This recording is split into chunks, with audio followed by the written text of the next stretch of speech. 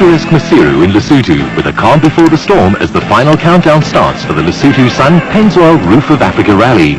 One of the toughest events of its kind in the world, the Roof of Africa Rally this year celebrated its 31st anniversary and provided the now traditional finale to a tough South African off-road championship. A good crowd was out to see the start of Racing Section 2 with overnight leader Alex Sally thinking more in terms of survival than extending his lead. Obviously I went a bit too quick yesterday, so I think today we're going to slow down a lot more and just take it easy and just get to the finish today. I think that's the main object, is just to get to the finish. We don't mind if we lose a lot of positions, but the main thing is just to get to the finish line today. Alex Sally and navigator Tony Carinas got Racing Section 2 underway with crews facing a 470-kilometre slog through some treacherous terrain. Racing Section 1 was kind to local entrants, with Wilfried Veslau starting second on the road in the Astoria Raceco. He was sharing with Wolf-Peter Funfai, with the two drivers swapping positions at service points. The Roof of Africa might provide crews with some of the most breathtaking scenery you will find anywhere in the world, but drivers and navigators are far too busy to appreciate the view. The start of Racing Section 2 was on the outskirts of Masiru, but it wasn't long before crews were struggling over some wicked terrain. At the front of the field, Alex Sally and Tony Carinas were soon finding it hard going in the total raceco. The Lesotho crew was relatively inexperienced in terms of national championship events, and behind them cars were queuing up. Veslau was still second on the road, and right behind him were Richard Carolyn in the single-seater lubrication equipment Raceco and the Schilling-Thorn Motortech Jimco. With its revolutionary swing-arm front suspension, the Jimco was looking comfortable over the rough terrain, and it looked to be only a matter of time before the three-time Roof winners moved ahead of Carolyn, whose trademark approach is just keep lugging away.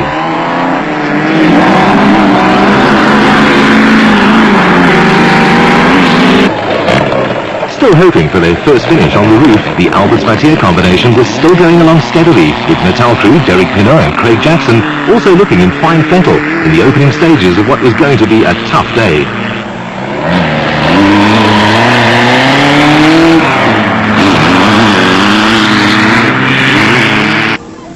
The cars provided plenty of early morning entertainment for young locals, with John Lambert and Hendrik Fourie starting to make up ground in the Digidor Raceco.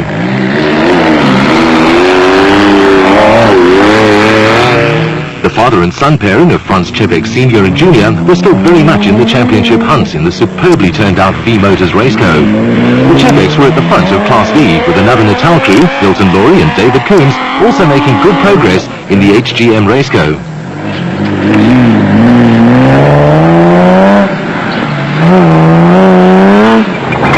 It was also tough going in the production vehicle category, with the early morning sun making life even more difficult for crews. Overnight leaders Cliff Barker and Malcolm Joubert in the Pennzoil Land Rover were still at the front of the production vehicle fields and moved ahead of Nardus Alberts and Peter Matier, who were making a few running repairs on the Rapsa Raceco.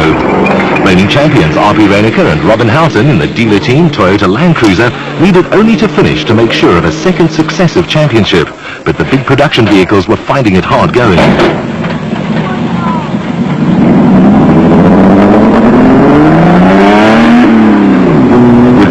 And Paul Vermaak also going well in the Mitsubishi Pajero, the first three crews in the production vehicle championship were 1, 2 and 3 on the road. As is so typical of the Roof, 1 minute crews were battling over incredibly rough terrain, and the next minute they were barreling along on good quality gravel roads. Woolwich and Vermaak were on one of the good sections, while Mike Redden and Hein Latterhan were still negotiating a rough patch in the diesel-powered Storm Pennzoil Land Rover. Llewellyn Anthony and Chris Birkin in the diesel Toyota Hilux were making good time on one of the better sections of road, while Colin Frankenberg and Roscoe Keeler were finding it tough going in the TSW Range Rover. It was slow going in patches, with the Range Rover suspension working overtime.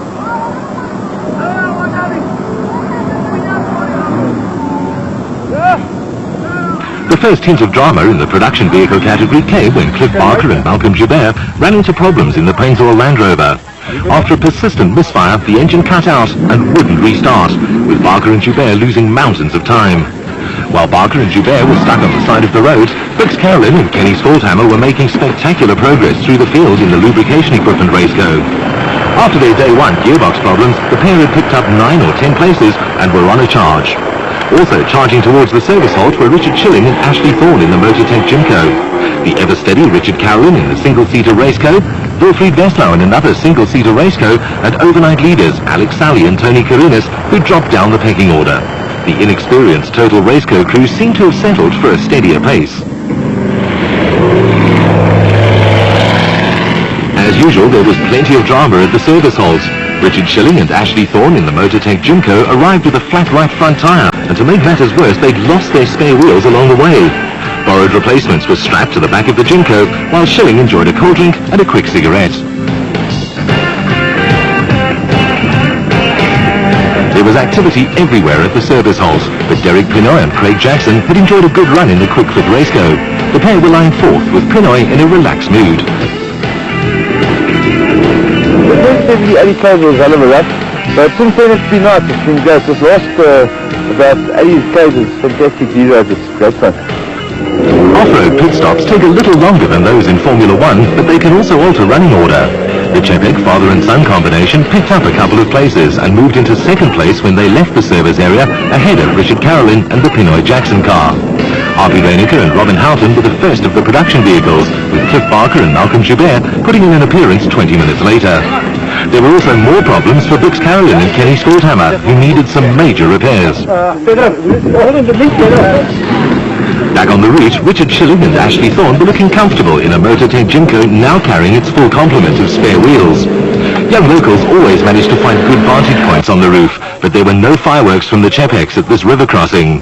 France Junior had now taken over the driving from France Senior, with their second position on the road not good enough to clinch the championship.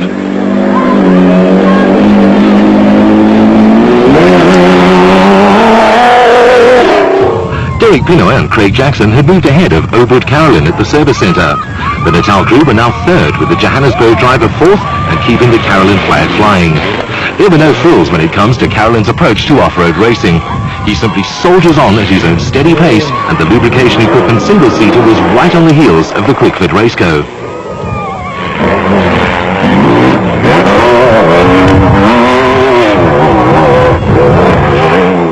Creeping up through the special vehicle field almost unnoticed were John Lambert and Hendrik Fourie in the Digidor raceco.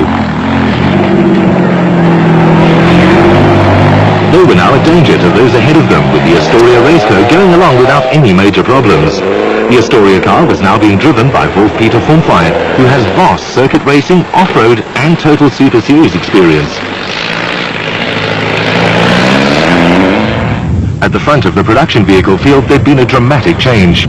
Neil Woolwich and Paul Vermaak in the diesel Mitsubishi Pajero now led R.P. Reinecker and Robin Houghton in the dealer team Toyota Land Cruiser. With nearest challengers, Cliff Barker and Malcolm Joubert in trouble in the Pennzoil Land Rover, the Reinecker-Houghton combination had tightened their grip on the championship. A finish was all they needed to clinch the title, and there was no need for the pair to take chances in trying to catch Woolwich and Vermaak. Overnight leaders in the special vehicle category, Alex Sally and Tony Karinas in the Total Raceco, had gradually slipped further down the field. The pair were still running strongly, despite some serious repair work at the service area, but were more concerned with the finish than with fighting for places in the top five. Cliff Barker and Malcolm Joubert were back on song in the Pennzoil Land Rover, but had plenty of ground to make up, with their championship hopes now in ruins. The big creepy-crawly hugbug, creeped by Arthur and Scott Abraham, was sounding good, but they also had some leeway to make up. With the Motortech Jimco of Richard Schilling and Ashley Thorne running into problems late in the day, Franz Chepek Senior and Junior moved into the special vehicles lead in the V-Motors raceco. When all the final calculations were done, the Chepeks had a lead of around a minute and a half over the Motortech pair, with Richard Carolyn third. John Lambert and Hendrik Fourie had moved up to fourth, with Pinoy and Jackson fifth. Chepek Junior reflected on a hard day on the road. It was a tough, long day up there.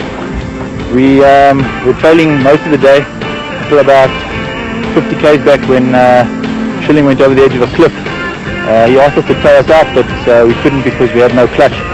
So we tickled through to the end and eventually came in first, 1.5 minutes ahead of him.